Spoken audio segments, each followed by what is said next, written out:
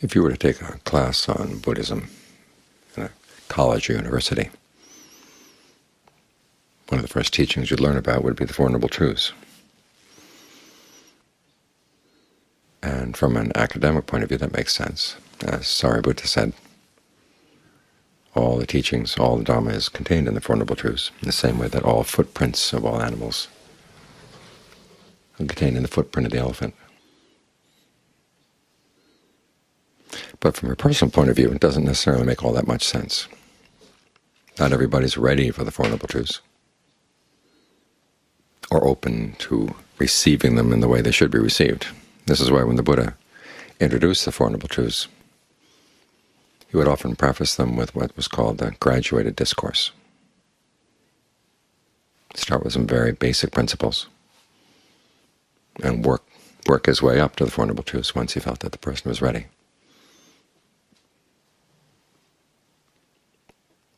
There's no recorded version of the graduated discourse in the canon. It's just mentioned in terms of topics. The first topic was generosity, or giving. And there's several reasons why the Buddha started with giving. On the one hand, he said that none of the higher attainments can be reached by a person who's stingy. So we want to make sure that his listener appreciated the principle of giving. Also the fact that giving is real and giving is valuable means that we have freedom of choice. We have the freedom to give or not to give. If we didn't have any freedom of choice, giving wouldn't mean anything. And if people were just conglomerates, aggregates coming together and then disappearing at death, there'd be no value in being generous with one another because there'd be no lasting impact. So when he starts with giving, he's affirming the principle of freedom of choice and affirming that there's something to us that goes beyond death.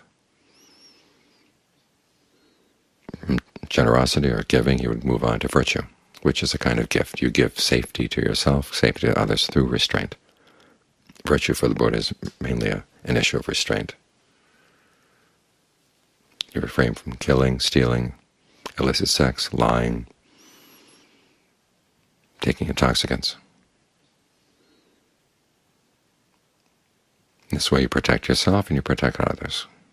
You give a gift of safety to them, and if that gift is universal, in other words, you give it to everybody, then you're going to have a share in that gift as well. This also teaches some other important principles, that true happiness can't depend on the abuse of others. If it does, they're not going to stand for it, and it's not going to last. And there the Buddha would start talking about the rewards of giving and the rewards of generosity, in terms of having respect of other people, being well-liked, having a sense of confidence. And there are also many material benefits. Wealth, beauty, long life, all those things that we chant when we chant blessings at the meals. And then the rewards in heaven. It's through generosity, through virtue, that people go to heaven. So he's painting a picture of the rewards of good karma here. Then he turns around and talks about the drawbacks. Heaven is impermanent. When people fall, they fall hard. You can think about the Buddha in the night of his awakening, having that second knowledge in the middle of the night. He saw beings dying and being reborn in line with their karma, and going up and down and up and down. And it's almost like samsara is playing a trick on people. You work really hard to develop good karma, and you get the rewards, but then if you're attached to the rewards, then you start behaving in unskillful ways to protect those rewards, and then you start falling again. And even when you don't think you're attached, the fact that you just simply get used to having things easy in a certain way makes it hard when you fall. You have to look at heaven, even the human life.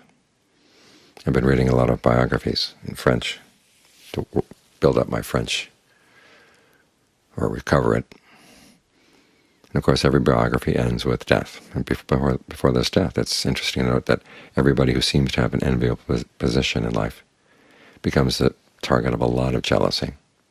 And as you get older and weaker, it's not that people let up and treat you more gently. They actually get worse because they see that you're weak and it's time to get rid of you quickly. So the rewards of good karma can turn on you. This is why the Buddha talked about the drawbacks of heaven and the drawbacks of sensuality. So that you're getting ready to see that maybe renunciation might be a good thing. There might be some peace there, there might be some rest, there might be some safety. And learning how to give up the rewards of sensuality. And that's when the Buddha would teach you the Four Noble Truths.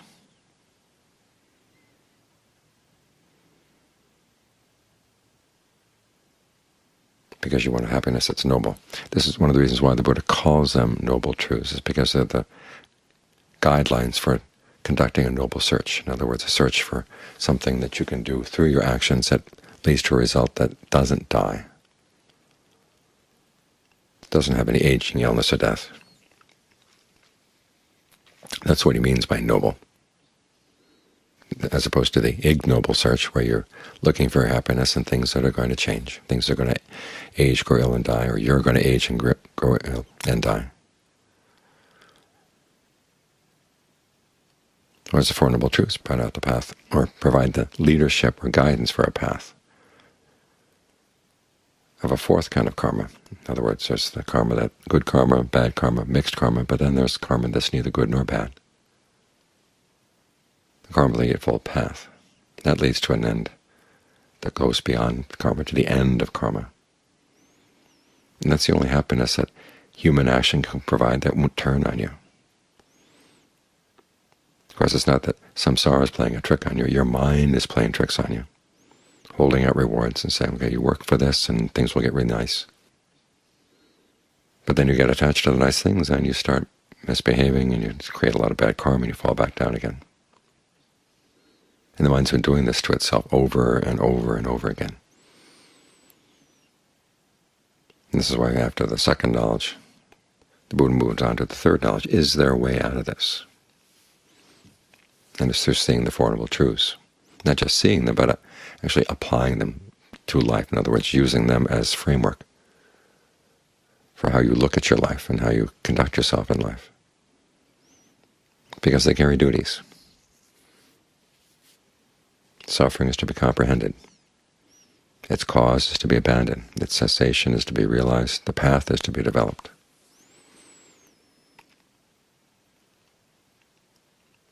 And so instead of dividing life up to what you like and what you don't like, or what's you and what's not you, or what exists and what doesn't exist, it's simply the issue of where is the suffering, what should be done about it, and how do you approach it in such ways to put an end to it.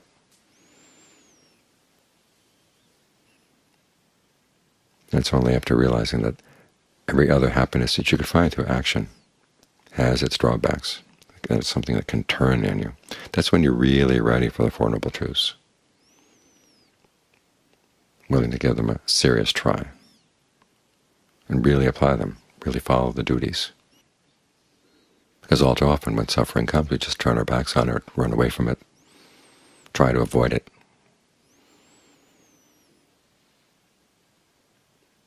But if you do that, you're never going to comprehend it.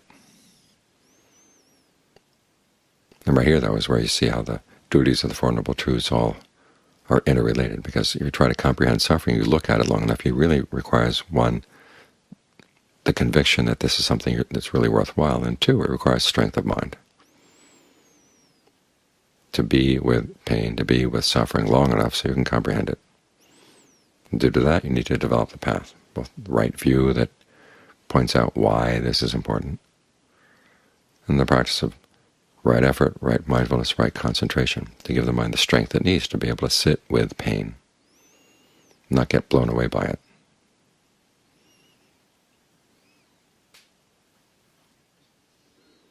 So what we're doing right now, as we sit and meditate, it can either be the kind of karma that leads to a nice rebirth or pleasant conditions, trains the mind how to be equanimous, how to be balanced in the face of difficulties, and to live life in a way that minimizes suffering. Or it can be aimed at going beyond suffering altogether. It's the same practice, but done with a different motive, different values.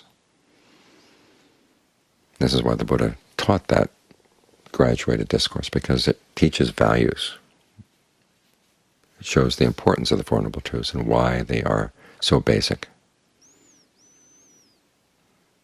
why they're noble, and why we should want to have a noble goal for our path, a noble goal for our practice.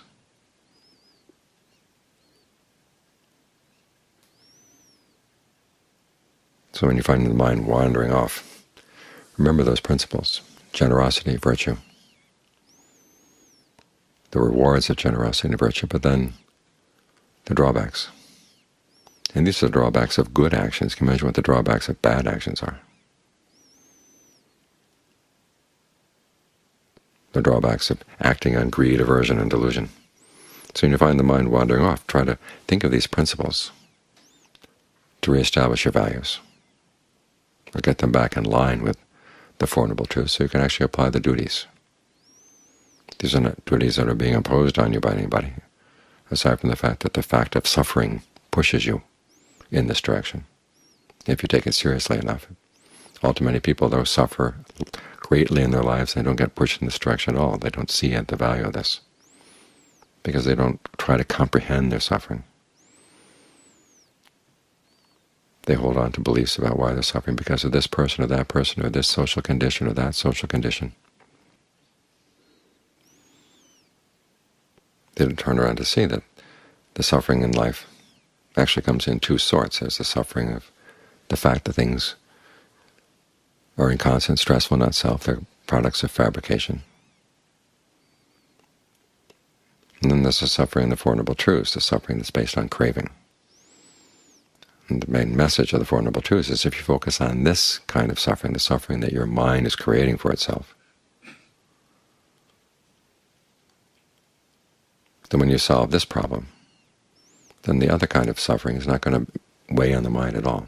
So it really is within your power not to suffer.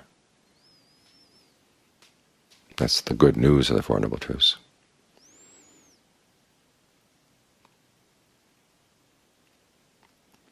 But it's up to us to keep in mind the values that can place the Four Noble Truths first, where they belong, the beginning of the path, the guide to the path,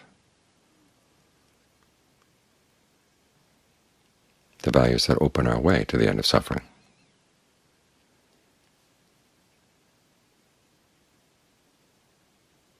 To the noble goal of the deathless.